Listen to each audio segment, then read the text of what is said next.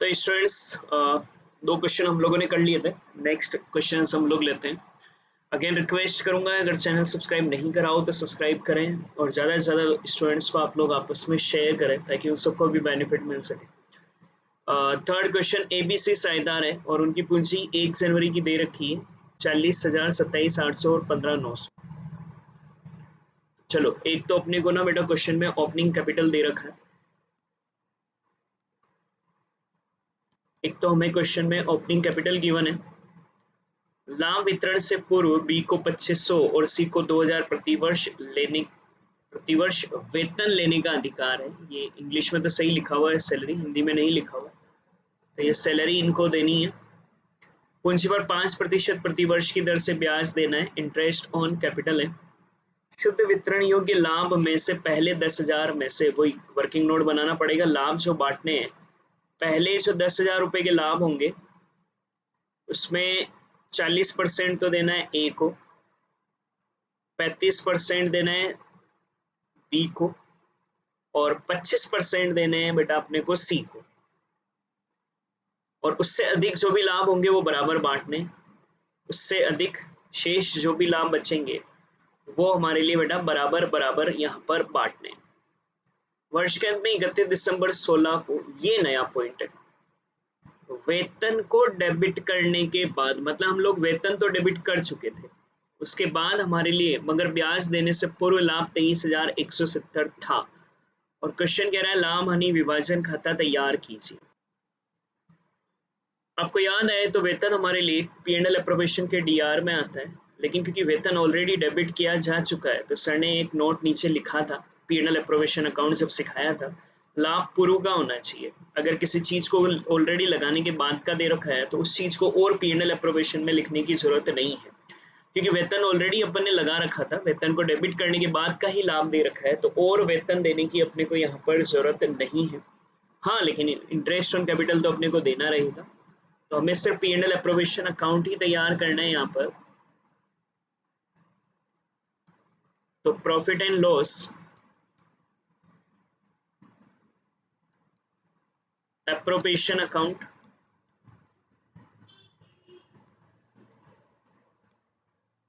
For the year ending, वर्ष का अंत 31 दिसंबर 2016 है।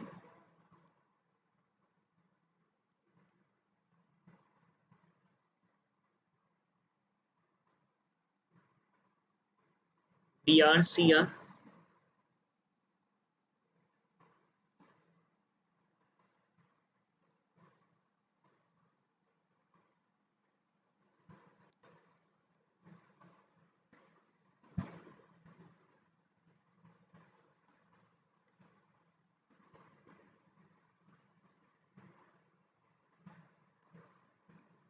Particular amount,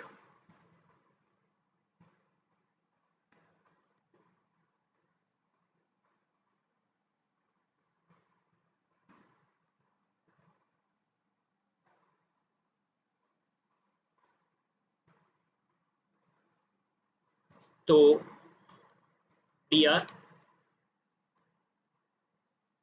particular amount, particular amount. सबसे पहले बार बार मैंने बोला है क्वेश्चन में दिए हुए प्रॉफिट को लिखते हैं, और क्वेश्चन में ना हमें 23,170 का लाभ दे रखा था। प्रॉफिट हम लोग CR साइड में लिखते हैं बाई P&L, ये हमारा नेट प्रॉफिट था 23,170। अब देखो क्वेश्चन में एक तो सबसे पहले ओपनिंग कैपिटल थी, और ओपनिंग कैपिटल तो हम लोग लिखते नहीं है P&L अप्रोप्रिएशन में। फिर सैलरी थी, सैलरी वैसे लिखते हैं लेकिन लाभ सैलरी को डेबिट करने के बाद दिया गया है, इसलिए सैलरी को P&L अप्रोप्रिएशन में लिखने की आवश्यकता नहीं है। फिर इंटरेस्ट ऑन कैपिटल है तो इंटरेस्ट ऑन कैपिटल को हम लोग DR में लिख देंगे। और इंटरेस्ट ऑन कैपिटल के लिए हम लोग हमेशा वर्किंग नोट बनाते हैं तो हम लोग यहाँ भी एक वर्किंग नोट बना रहे,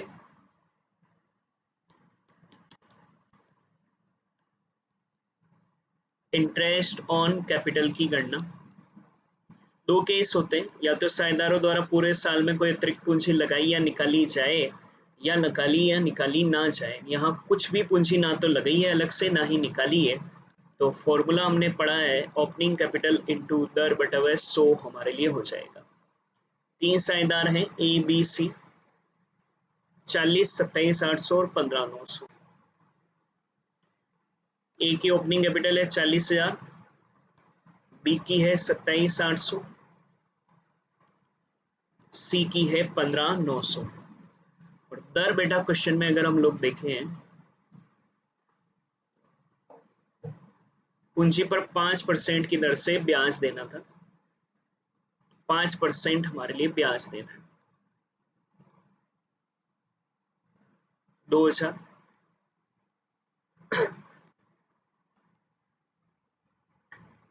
कम से कम लाइक और कमेंट तो जरूर करें कि ना आपको कितना क्या समझ में आ रहा है, ताकि पता चले कि जो क्लास में आपके लिए ले रहा हूँ उसका कोई मतलब निकल रहा है या नहीं निकल रहा है। 1390,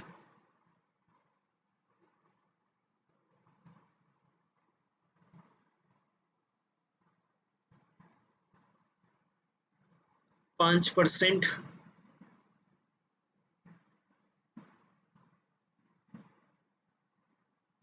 795। ये interest on capital A B C का 2000, 1390, 795 ये जोड़ेंगे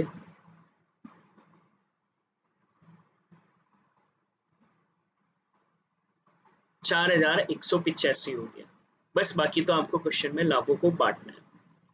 तो लाभ देखें बेटा, इधर हो रहे 23,170 और इधर हो रहे 4,185, तो रिमेनिंग हमारे लिए लाभ आ जाएगा।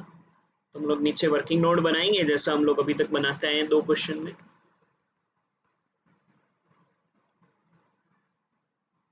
लाभों का बंटवारा,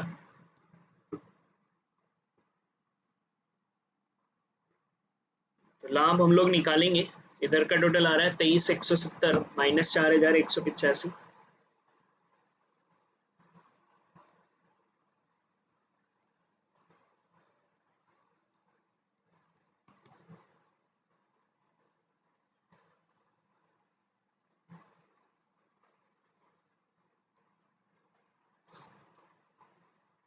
तो ये 18,985 रुपए का हमारे लिए लाभ होगा, जिसको ना क्वेश्चन में कहा गया है 10,000 का लाभ तो अलग तरीके से बांटना और शेष हमारे लिए अलग तरीके से बांटना है।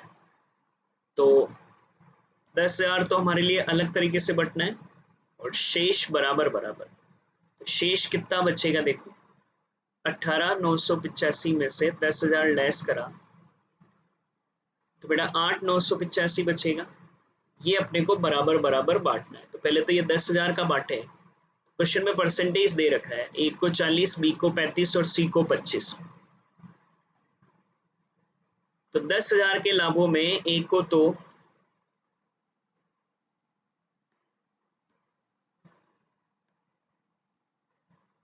40%, बी को 35%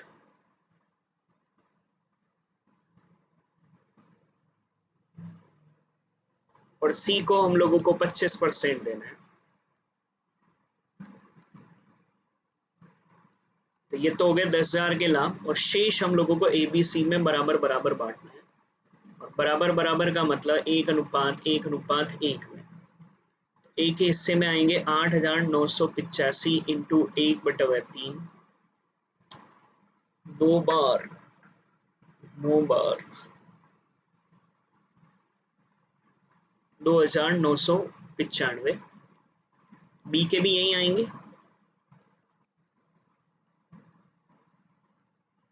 सी के भी यही आएंगे,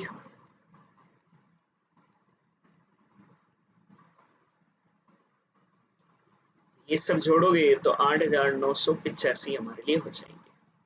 और कुल मिलाकर अगर मैं देखूं तो ए को क्या लाभ मिला, 4,000 तो 10,000 में से मिले और इधर से 2,995।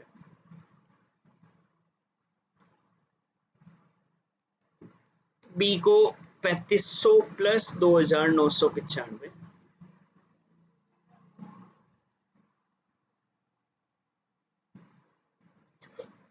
सी को 2500 प्लस 2995। ये हमारे लिए लाभ आ गया। लाभ देना है, सी आर ज्यादा था ना, तो अंतर की राशि को हम लोग डी आर में लिखेंगे।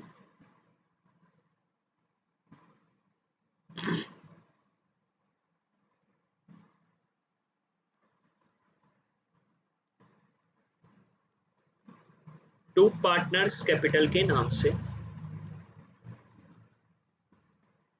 बैलेंसिंग फिगर से, अगर स्थिर विधि होती तो करंट अकाउंट में लिखते हैं। ये हमारे लिए लाभ में हिस्सा आ जाएगा। लाभ हमारे लिए बच रहा था टोटल 18,985।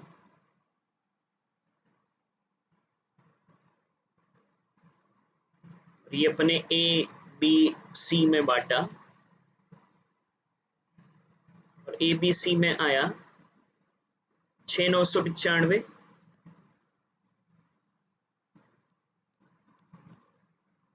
6,495, 5,495।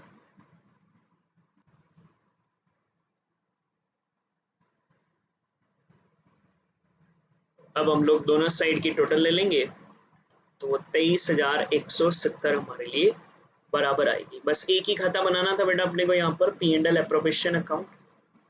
बस एक नोट लिख लेना, अपन ने क्यों वेतन को नहीं लिखा है तो एक नोट नीचे लिखना है एग्जाम में भी। पृष्ठ में 23,170 रुपए के लाभ वेतन को डेबिट करने के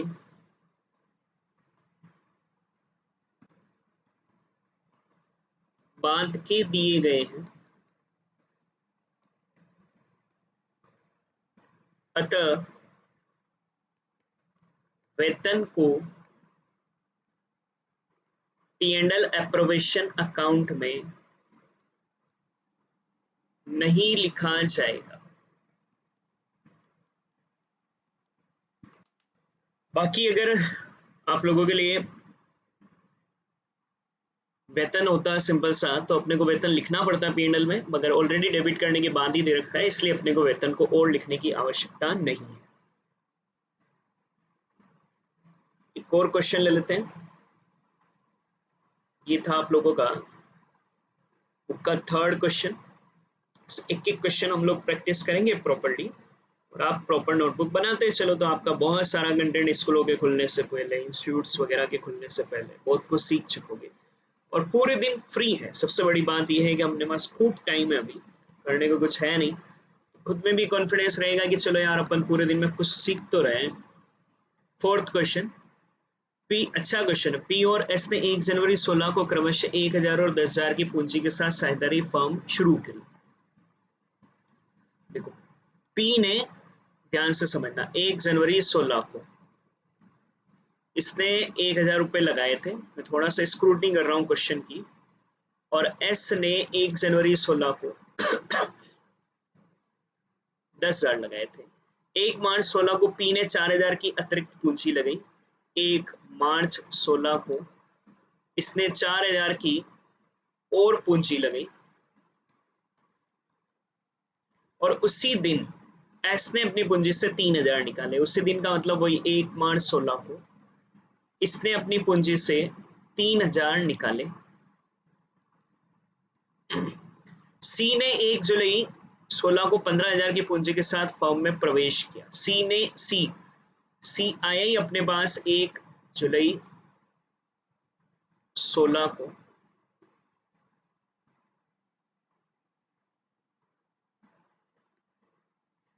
1 जुलाई 16 को 15,000 की पूंजी के साथ फर्म में प्रवेश किया। तो ये अलग तारीख है ना, एक अगली लाइन में लिख देते हैं। 1 जुलाई 16 को 15,000 की पूंजी के साथ ये व्यवसाय में आया, और उस दिन पी और एस क्रमशः 6,000 5,000 की अतिरिक्त पूंजी लगाई। उस दिन बोले तो 1 जुलाई 16 को इसने 6000 पूंजी लगाई और इसने 1 जुलाई 16 को 5000 की पूंजी लगाई। लाभ हानि पूंजी अनुपात में विभाजित किए जाते हैं। तो अपने को क्या होगा क्या ना कि पूंजी अनुपात चाहिएगा। लाभ हानि पूंजी अनुपात में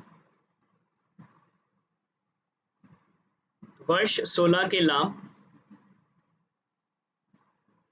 29,800 है।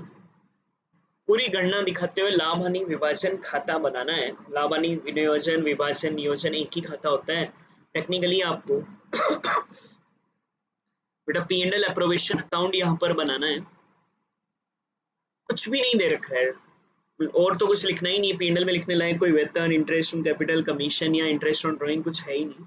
सिर्फ ये जो 29,000 रुपए के लाभ है ना बेटा, इन लाभों को बांटना है, लेकिन लाभों को आपको पूंजी अनुपात में बांटना है। अब पूंजी अनुपात निकालने के लिए याद आए तो सर ने 2 केस समझाए थे। या तो आप लोगों के लिए पूरे साल में कोई अतिरिक्त पूंजी लगाई या निकाली ना जाए, या लगाई या निकाली जाए, क्योंकि इस क्वेश्चन में अतिरिक्त पूंजी लगाई गई है, निकाली गई है। तो इंटरेस्ट ऑन कैपिटल की गणना के लिए, सॉरी, पूंजी अनुपात की गणना के लिए अपन प्रोडक्ट टेबल बनाएंगे।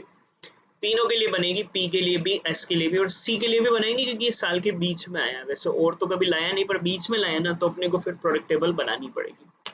तो मैं सबसे पहले ही वर्किंग नोट यहाँ बना रहा हूँ।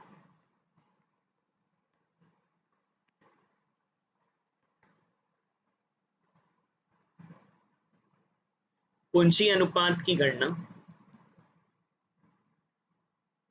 तो अपन साझेदारों द्वारा वर्ष में पूंजी लगाई व निकाली गई है,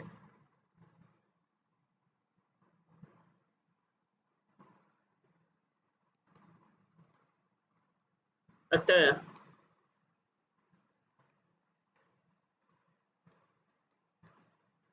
पूंजी अनुपात की गणना करने के लिए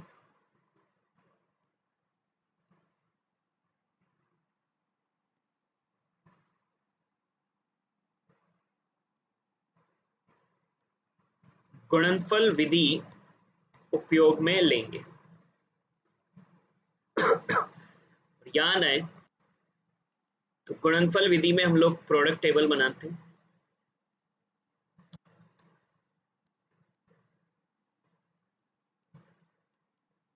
पी के लिए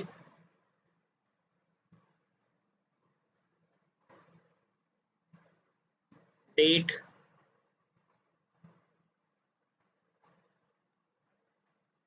बैलेंस ऑफ कैपिटल,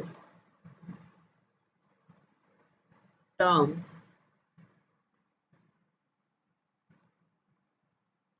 प्रोडक्ट। देखते हैं चलो। पी ने सबसे पहले 1 जनवरी 16 को 1000 की पूंजी थी इसकी। तो बेटा ना 1 जनवरी 16 को 1000 की पूंजी,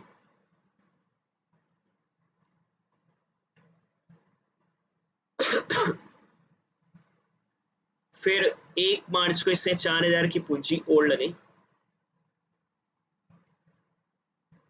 1 मार्च 16 को 4000 की पूंजी और लगे, लगाए तो जोड़कर, निकाले तो घटाकर, तो 5000 हो गई।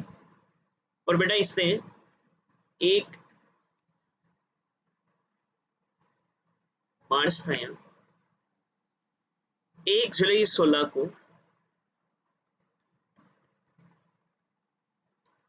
6000 की पूंजी और लगाई है। तो 5000 की तो ऑलरेडी थी, 6000 की और लगाई तो 11000।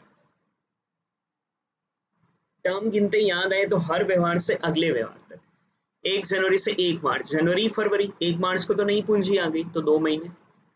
1 मार्च से 1 जुलाई, मार्च अप्रैल मई जून, 1 जुलाई को तो नई पूंजी आ गई, 4 महीने। और 1 जुलाई से वर्ष के अंत तक, वर्ष का अंत क्वेश्चन में 31 दिसंबर है, और 1 जुलाई से 31 दिसंबर 6 महीने, ये 12 महीनों की टोटल 12 आएंगी यहाँ पर। प्रोडक्ट लगाओगे तो 2000, 20,000, 66,000,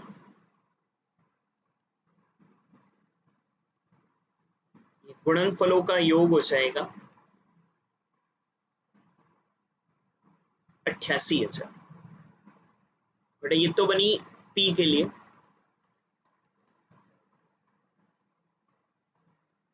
पी के बाद क्वेश्चन में एस था,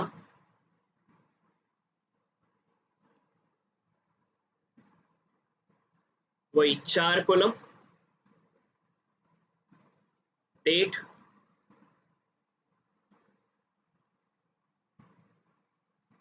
बैलेंस ऑफ कैपिटल,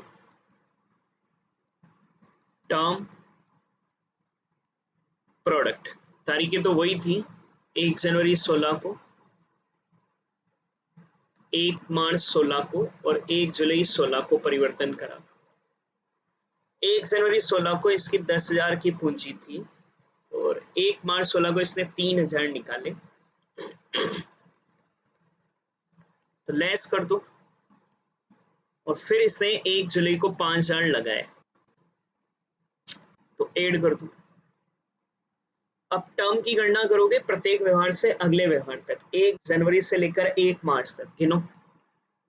जनवरी फरवरी 2 महीने, 1 मार्च से 1 जुलाई, मार्च अप्रैल मई जून 4 महीने, और 1 जुलाई से 31 दिसंबर तक 6 महीने हमारे लिए हो जाएंगे। 20,000, 28,000, 72,000। तो ये गुणनफलों का योग आ जाएगा।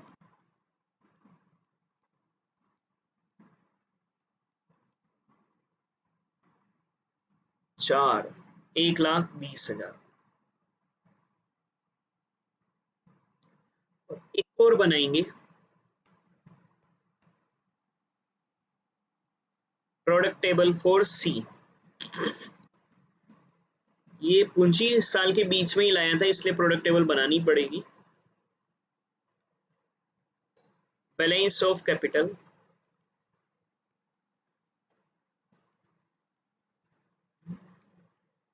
प्रोडक्ट, ये लाया था 1 जुलाई 2016 को, CII व्यवसाय में 1 जुलाई 16 को ही 15,000 की पूंजी लेकर आया, बस। और तो कोई ट्रांजेक्शन ही नहीं है,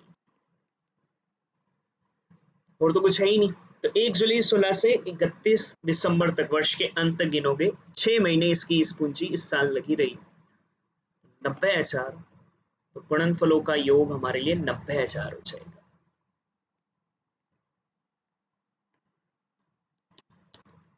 तो पूंजी अनुपात गुणनफलों के योग का अनुपात, पी, एस और सी। देखो 88,000, 1,20,000 और 90,000।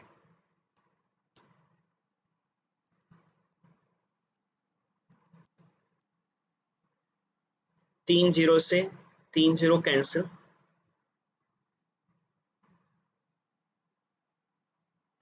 बस। तो ये 88, 1,20 और 9, ये 90,000 था हमारे लिए। तो ये बचेंगे 90, 2 से काट लो, 44, 60 और 45, और काटना संभव नहीं है।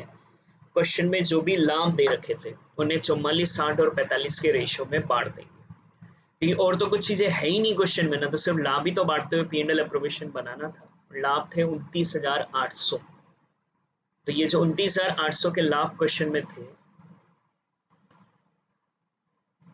इनको बांट दो। और तो कुछ है ही नहीं ना क्वेश्चन में, नहीं तो बेटा उनको लिखते सैलरी वगैरह, फिर जो बचता उसको बांटते, पर है ही नहीं क्वेश्चन में कुछ। 29,800 इंटू 44 डिवाइड बाय, अनुपातों का योग करें तो ये आ रहा है 149 अनुपातों का योग। अगर आप जोड़ोगे तो ये 149 आ रहा है। 149 से 298 दो बार कट रहा है, ये 200, तो 800 इसका। एस के हिस्से में 29,800 इंटू 60 डिवाइड बाई 149, तो ये 200।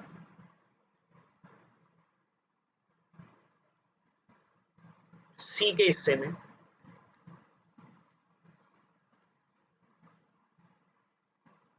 45 divide by 149,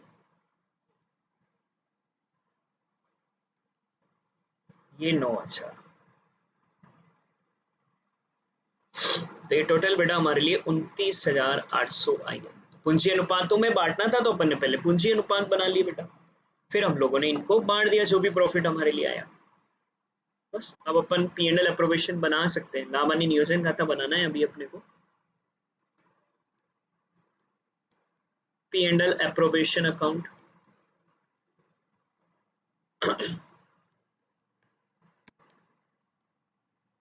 for the year ending 31 December 2016।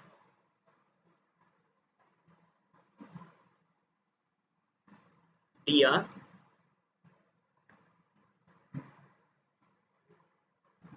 particular amount, particular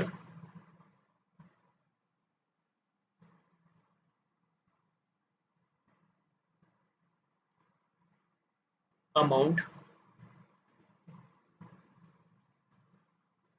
सबसे पहले क्वेश्चन में दिया हुआ प्रॉफिट लिखोगे बाई P&L। नेट प्रॉफिट 29,800 का, जिसको हमने साझेदारों में बांट दिया, और कुछ है ही नहीं तो बस इसी को बांटना था। पार्टनर्स कैपिटल ये अपन ने वर्किंग नोट बनाया और उसके हिसाब से बांटा। P, S और C को इनके हिस्से में 8,800, 12,000 और 9,000 का लाभ आया। बस दोनों साइड के टोटल हमारे लिए बराबर 29,800, 29,800। ये आपका चौथा क्वेश्चन भी कंप्लीट होता है। मेन एक ही था पूंजी अनुपात निकालना, और पूरे साल लगाया और निकाला है तो सर ने सिखाया था गुणनफलों के अनुपात को पूंजी अनुपात कहते हैं। तो ये आप लोग कंप्लीट करोगे। 2 क्वेश्चन आज हमने हो गए, थर्ड एंड फोर्थ। कल रिमेनिंग नए क्वेश्चन शुरू।